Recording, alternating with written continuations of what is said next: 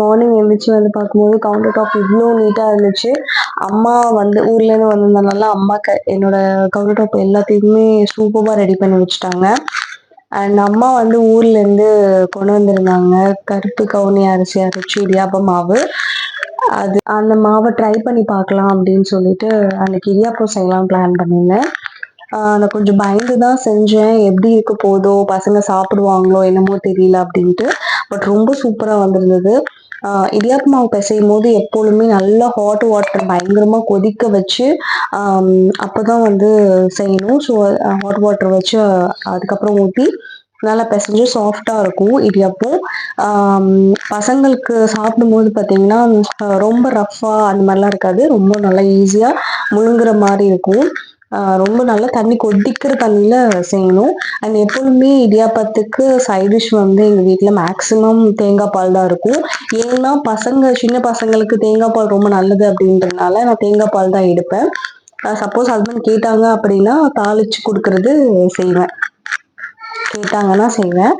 And அம்மா ஊர்லேருந்து வந்தாலே ரொம்ப ஜாலி தான். ஏன்னா நம்மளோட வேலையில பாதி வேலை அவங்க ஷேர் பண்ணி செஞ்சுருவாங்க. முக்கால்வாசி நம்மள வந்து செய்ய விட மாட்டாங்க. எனக்கு மெயினா அம்மா வந்து இந்த கவுண்டர் டாப் கழுவி ரொம்ப நீட்டா வச்சிருப்பாங்க. அண்ட் சமைக்கும்போது வந்து ஃபுல் அண்ட் ஃபுல் ஹெல்ப் பண்ணுவாங்க.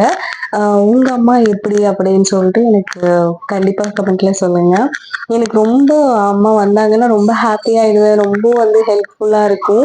பசங்களும் பார்த்தீங்கன்னா ரொம்ப ஆக்குபைடா இருப்பாங்க அவங்களோட.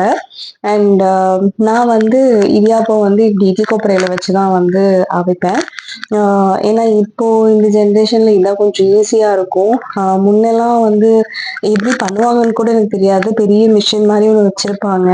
அதுல எல்லாம் புழிவாங்க. ஸோ நம்ம இப்ப சிம்பிளா இப்படி பழகியாச்சு இந்த மாதிரி பண்ணி. ஸோ கண்டிப்பா வந்து இடியாப்பம் சிகப்பு அரிசியில பண்ணி சாப்பிட்டு பாருங்க. ரொம்ப டேஸ்டா இருந்துச்சு.